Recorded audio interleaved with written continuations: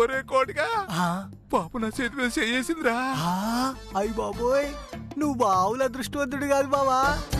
మీ బావ గ్లామరా మజాకరా ఆటో దిగేలేపు ఇది I love you చెప్పేస్తుందిరా. ఇలాంటి వాళ్ళని నమ్మకూడదండి బాబు, కాసింత జాగ్రత్తగా ఉండాలి. నువ్వు నోరు మీరా ఎదవా. ఇంత అందమైన అమ్మాయి నాకు పడిందని కుళ్ళురా. నీ కర్మ నువ్వు అనుభవించు. ఏడ్చావు నువ్వు బొబ్బమ్మ.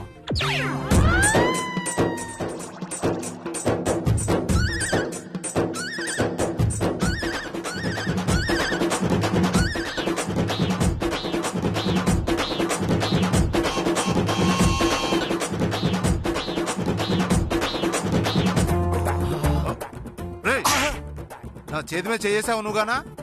నేనేయలేదు బావా. ఇది కూడా భ్రమేనా? నువ్వు బాబ్బమ్మ బాబ్బో బాబ్బో. ఏంట్రా ఆపావు? మీరు చెప్పిన గుడ్ సెంటర్ వచ్చిందండి. ఓ అలాగా. పాపా పాపా ఏంటండి గుడ్ సెంటర్ వచ్చింది. థ్యాంక్స్ అండి.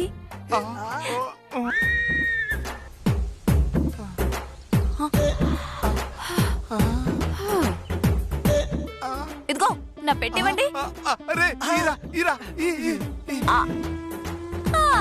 అన్నా ఎంత? 50 అయిందండి.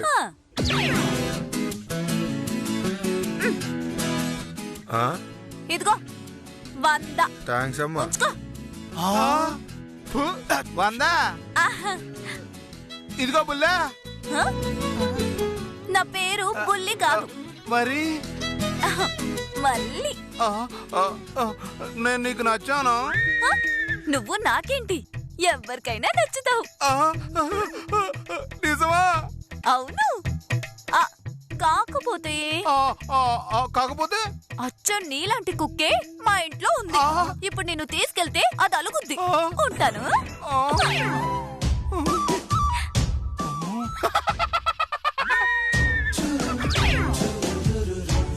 చూసావరా బామ్మర్ది ఎంత మాట అందో. గాడిదికేం తెలుసు గంధపు చెక్క వాసనని. నీ గ్లామర్ దానికేటి తెలుసు బావా. కరెక్ట్ గా చెప్పావరా. ఇదిగో ఆటో కాపయ్యా. ఒరే బామ్మర్ది జేబులో డబ్బులు లేవరా? అయ్య బాబోయ్, డబ్బులే పోయినా ఇంకేమైనా పోయినా ఒకసారి చూడు బావా. ఒరే చేతి ఉంగరాలు కూడా పోయినరా. నేను చెప్తూనే ఉన్నానా అలాంటి వాళ్ళు నమ్మొద్దని. మీరేం చేస్తారో నాకు తెలియదు. నా ఆటో డబ్బులు నాకు ఇవ్వండి. రోజు ఇట్టేగా వస్తావు, రేపిచ్చేస్తాంలే. కుదరదు. ఇంకో చేతి ఉంగరాలు మెల్లో చైన్లు ఉన్నాయిగా, అవి చేయండి. అయ్యి బాబాయ్ ప్రాణం పోయినా ఈ మాత్రం ఈయన. అయితే నా డబ్బులు ఎలా వసూలు చేసుకోవాలో నాకు బాగా తెలుసు. ఎలా వసూలు చేస్తారో నువ్వు?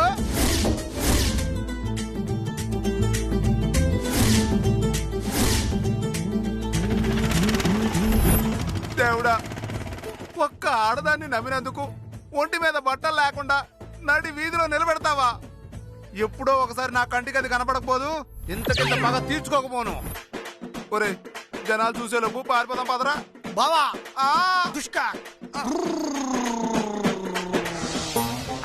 అదిరా జరిగింది. అయ్య బాబోయ్, అంటే ఆ రోజు మన దగ్గర డబ్బు నగలు కొట్టేసిన మళ్ళీ ఈ రోజు జమీందారు కూతురులాగా మన ముందుకే వచ్చిందనమాట. అది పరమ డేంజర్ లా ఉంది బావా. దాని కంట్లో పడితే మన బాడీ పార్ట్లు కూడా అమ్మేస్తుంది బావా. అది కూడా నిజమే రోయ్. ఇక నుంచి ఇల్లునే కాదు మన ఒళ్ళు కూడా జాగ్రత్తగా కాపాడుకోవాలి.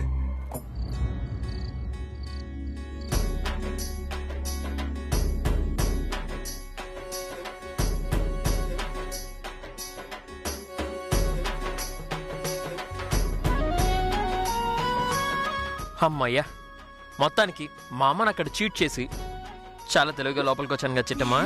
మరి నువ్వు మామూలు మాయగాడివేటి బావా, మహా మాయగాడివే. ఈ రోజు పెళ్ళం దగ్గరికి రావటానికి అమ్మని మోసం చేసావు.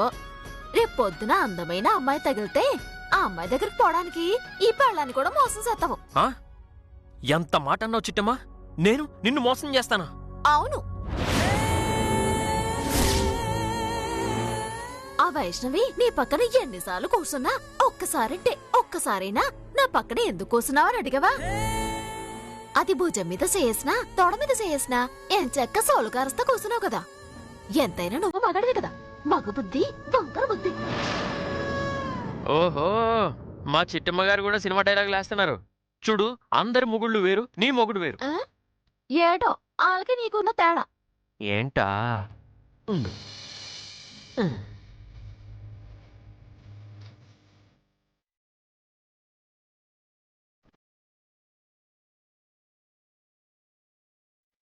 ఏటిది? వదులు వదులు. అరే ఏటిది? తేడా ఏంటో చెప్పమన్నావుగా, చెప్దామనే కౌగిలించుకున్నా. ఆ చెప్పేదేదో కౌగిలించుకో కూడా చెప్పొచ్చు. అలా చెప్తే కిక్కే ఉంది చిట్టమ్మ. కౌగిలించుకొని చెప్తేనే మంచి కిక్కుంటుంది. చెప్పు. నా ప్లేస్లో ఇంకో మగాడుంటే ఈ పాటికి డైరెక్ట్గా అది జరిగిపోయేది. అదంటే ఆ, ఏమీ తెలియనట్టే. ఇంకోసారి అడిగావనుకో అదంటే ఏంటో చూపిస్తా. అన్నీ తెలిసినా తెలియనట్టు ఏం నాటకాలు ఆడుతుందో. సర్లే, నేనే నాటకం ఆడలేదు, ఉన్నమాట చెప్పాను. చాలే, నేను మంచివాణ్ణి గనక, నిన్ను మనసారా ప్రేమించాను గనక, నువ్వంటే నాకు ప్రాణం గనక, పెళ్ళై ఇన్ని రోజులైనా బ్రహ్మచారిగా ఉంటూ పెళ్ళైనా కూడా నిన్ను కన్నెపిల్లగానే ఉంచాను. వేరే మగాడు నా ప్లేస్లో ఉండుంటేనా నా సామి రంగా.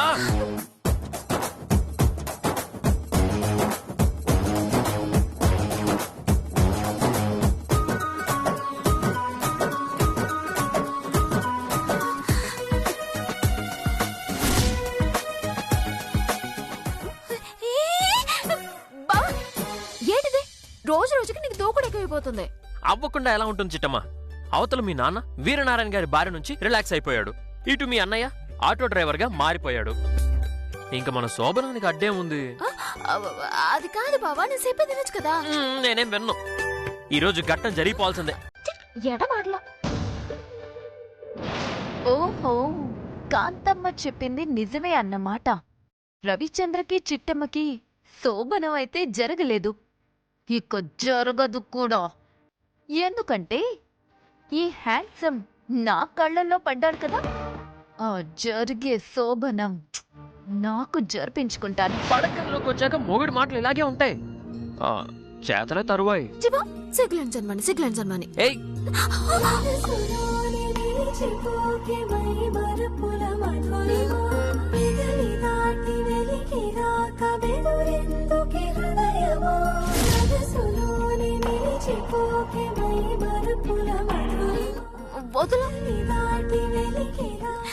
వదిలే ప్రసక్తే లేదు. నువ్వు వదలకపోతే నేనేటో చూపిస్తాను.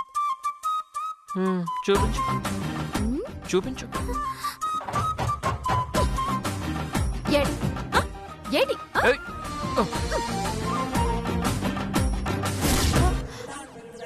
AD AD AD. నీకు ఇప్పుడు అర్జెంటుగా శోభనం కావాలి, అంతేనా? అంతేనా? ఏంటి చిట్టమ్మ అలా మాట్లాడుతున్నావు? చెప్పు, నీకు శోభనమే కదా కావాలి? అంటే అది చిట్టమ్మా, ఈ రోజు నుంచి రోజు శోభనమే. ఒక్క రోజైనా ఆగావు, ఈ చిట్టమ్మ సంగతి తెలుసు కదేటి? చిట్టమ్మ అలా మాట్లాడుతున్నావు ఏంటి? అంతే. ఏ సంతోషాలు సుఖాలు మీకేనా? మా ఆడోళ్ళకుండవా? మాకు మాత్రం కోరికలు ఆశలు ఉండవా?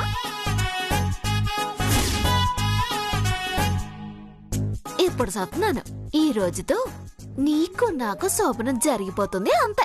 చిట్టమ్మ అలా మాట్లాడుకో, నాకు భయం వేస్తుంది. నీకు భయం వేస్తుందా? అవును చిట్టమ్మ.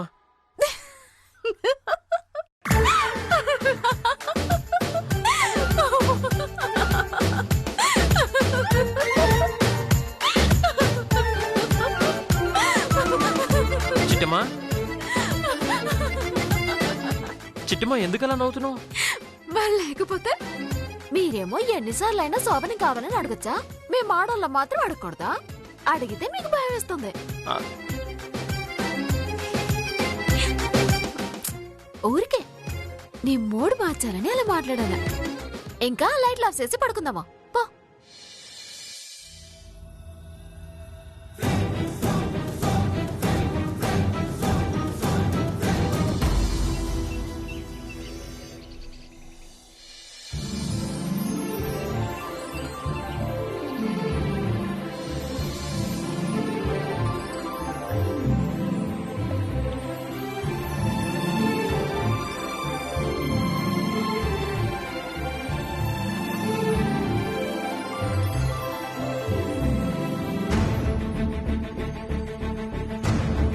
వీరనారాయణ, నువ్వు ఆ కాంతమ్మకి కరెక్ట్ టైం చెప్పావా?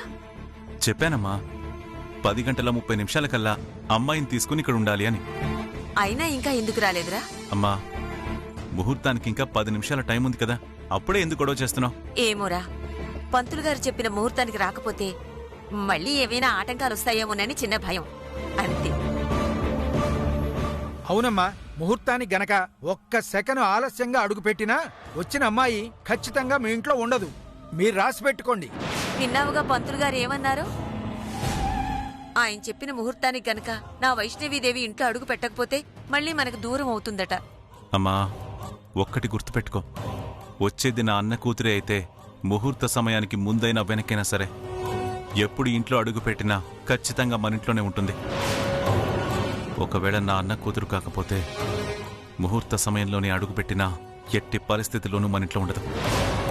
ఏమోరా, నీకు వయసు చిన్నదైనా చాదస్తం పెరిగిపోతోంది.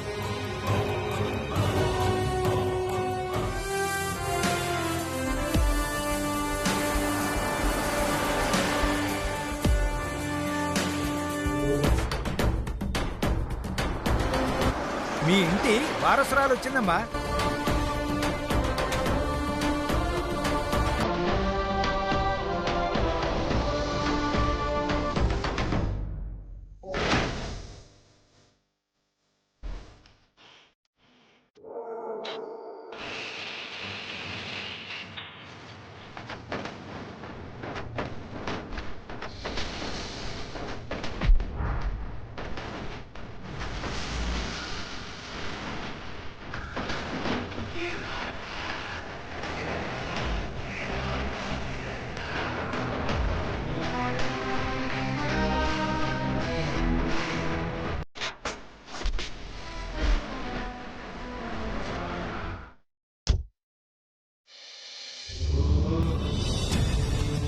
సార్, మీ ఇంటి వారసురాలు మీ అన్నయ్య కూతురు ఈ అమ్మాయేనా?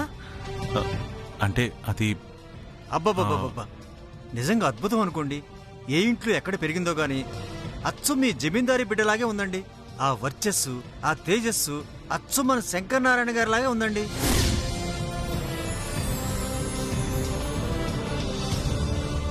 ఇదిగో లాయరు, నువ్వు కాసేపు ఆపుతావా? ఆ అమ్మాయి మా వారసురాలు కాదు. ఏమండి, ఈ అమ్మాయి కాదా?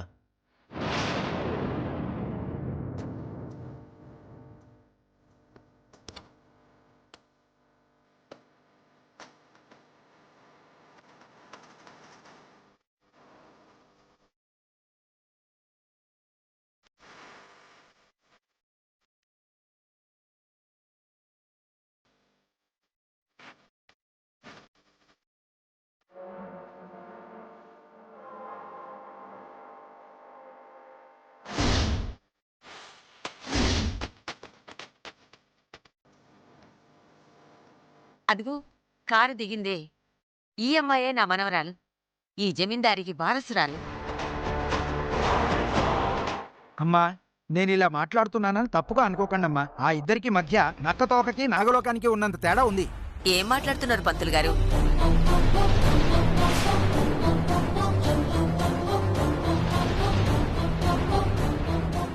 అవునమ్మా, ఒకసారి ఈ అమ్మాయిని చూడండి.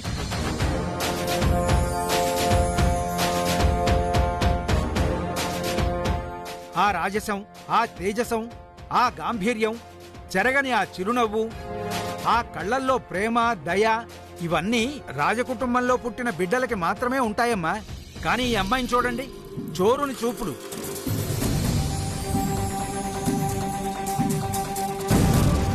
చోరుని చూపులా? అవును వీరనారాయణ గారు, దొంగాడు ఎలా అయితే చూస్తాడో అచ్చుగుద్దినట్టు ఈ అమ్మాయి అలాగే చూస్తోంది.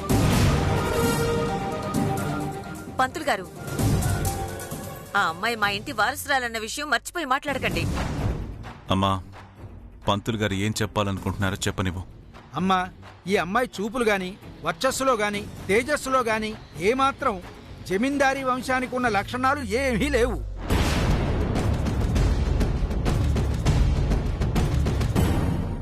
సరే పంతులు గారు, మీకు అనిపించింది, మీరు గమనించింది చెప్పారు. కానీ మేం చెప్పేది ఒకటే, మా బిడ్డ ఎలా ఉన్నా మా బిడ్డే. తప్పుగా మాట్లాడు ఉంటే క్షమించండి వీరనారాయణ గారు. పర్వాలేదు. మేళతాళాలు వేద పండితులతో వెళ్ళి నా అన్న కూతుర్ని ఆహ్వానిద్దాం. పదండి.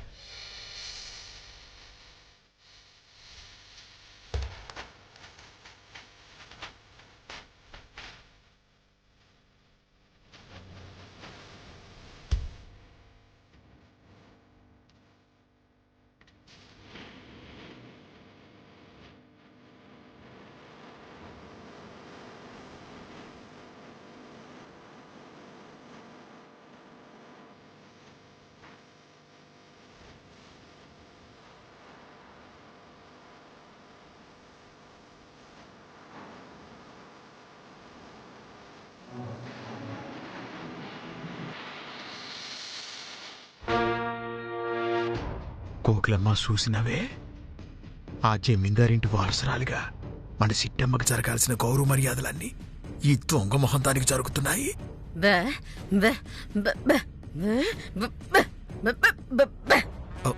ఊరుకోవే, ఏ నారాయణ గారు చూస్తారు. అరవకు, సప్పుడు చేయకు.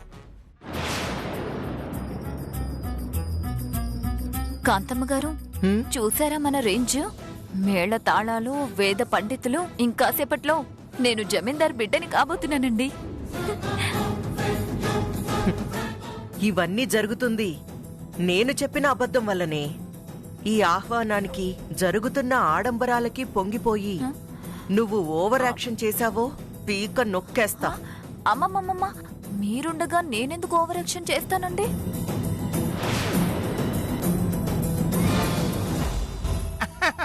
ఓసే వైష్ణవి, నీకోసం వీరనారాయణ గారు మేళతాళాలు తెప్పించారే.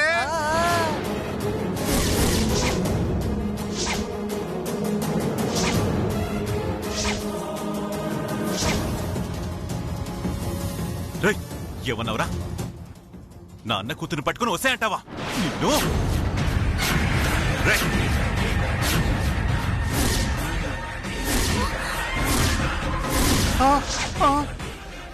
మీరు నన్ను అపార్థం చేసుకున్నారండి బాబు. నేను ఓసే వైష్ణవిదేవి అనలేదండి, నేను ఓ అమ్మ వైష్ణవిదేవి అన్నాను సార్. మీకు పొరపాటుగా వినపడినట్టుందండి. బతికిపోయావురా. లేదంటే నీ శవం మీద నుంచి నా అన్న కూతుర్ని నడిపించుకుంటూ తీసుకెళ్లేవాణ్ణి. దీన్ని నోరుతోలంటారు బావా. ఇదిగో, ఇక్కడ నుంచి తిరిగి వెళ్ళేదాకా నోరు అదుపులో పెట్టుకో, లేదంటే ఆ వీరనారాయణ చేతిలో ఒక్క సంవత్సరం. నాకు ఇప్పుడు అర్థమైందిరా కోటే, ఇక్కడి నుంచి వెళ్ళేదాకా మాట్లాడితే నీ చెప్పించుకొని కొట్టు.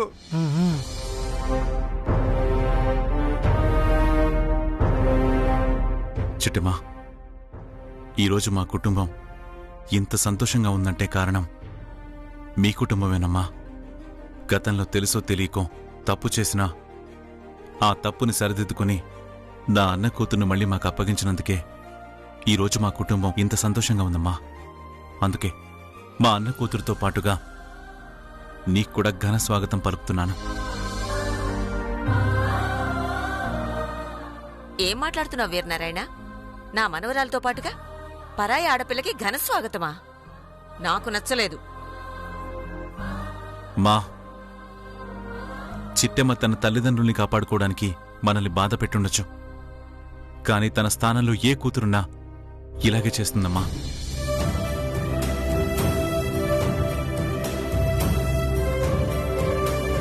ఏది ఏమైనా చిట్టెమ్మనెప్పుడు నా సొంత కూతురులానే అనుకున్నాను. అందుకే నా కూతురులాంటి చిట్టెమ్మ కూడా ఘన స్వాగతం పలుకుతున్నాను.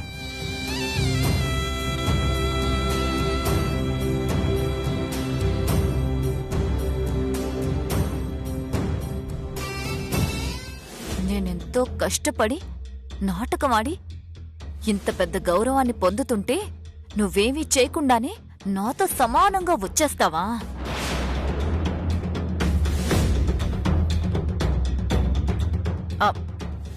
బాబాయ్, నాతో పాటు ఈ చిట్టెమ్మ రావడం అంటే నాకెందుకో నచ్చట్లేదు బాబాయ్.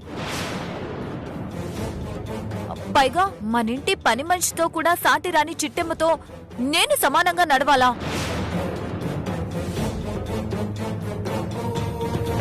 ఎవరు ఇంటి పని మనిషే?